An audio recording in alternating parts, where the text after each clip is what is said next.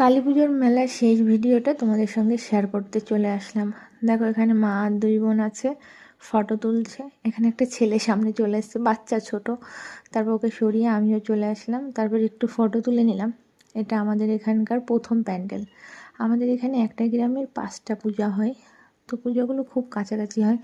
একটা পূজার থেকে আর একটা পুজো প্যান্ডেলের ডিস্টেন্স যেতে 30 সেকেন্ডও লাগে না, 1 মিনিট, একটু জ্যাম থাকলে 1.5-2 মিনিট লাগে।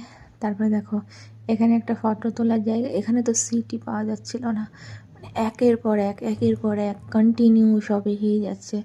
কত সময় পরেই আমাদের লাইন এসেছিল। তারপরে আমরা একটু ফটো টটো তুলে নিয়েছিলাম, নিয়ে ওখান থেকে চলে এসেছিলাম পরের প্যান্ডেলে যাব বলে। আর এটা হলো আমাদের পরের প্যান্ডেল। তো এখানে খুব সুন্দর করেছিল, এটা দেখে পুরো মন ভরে গেছিলো। আর তোমরা হয়তো ভাবছো যে আমি মেলাতে গেছি তবে এত সিম্পল সাজ কেন? কারণ কি, আমি মেকআপ করতে বা খুব বেশি হাই কিছু স্কিনের সাথে লাগাতে পারি না। তার কারণ আমার স্কিনটা না খুব সেন্সিটিভ অ্যান্ড ড্রাই।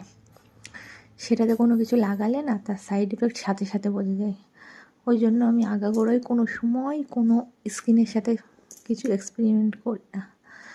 আর যদিও বা করে থাকি কোনো সময় বিয়েবাড়ি বা কোনো অনুষ্ঠানে, তাহলে ওই একটু আইলাইনার, কাজল, লিপস্টিক আর আইব্রো করলে আইব্রোতেও আমি কাজল দিই না। তো তোমরা দেখতে পাচ্ছ একদম সিম্পল সাজ। আমাকে দেখে মনে হচ্ছে না যে আমি কোনো মেলাতে যাচ্ছি। যখন কলেজে পড়তাম তখন এরকম সিম্পলভাবে কলেজ যেতে বেশি পছন্দ করতাম, কারণ আমার স্কিনটা সব কিছু নিতে পারে না। আর রোদ্দুর তো একদমই নিতে পারে না, রোদ্দুর নিলেই পিম্পলস হয়ে যায়। তো সেই জন্য আমি সাজিনি। তোমরা আবার ভেবো না যে আমার কিছু নেই সেই জন্য সাজিনি। অনেকে আবার অনেক বাজে বাজে কমেন্ট করতে চলে আসে, তো সেই জন্য বললাম। দেখো পুরো সিম্পল, আমি এতটাই সিম্পলভাবে আমি সব জায়গায় যেতে পছন্দ করি।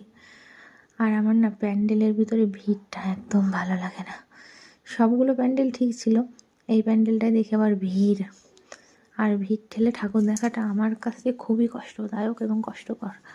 আমি আগাগোড়াই ছোটোবেলা থেকেই ভিড়ে প্যান্ডেলে ঠাকুর দেখতে পছন্দ করি না।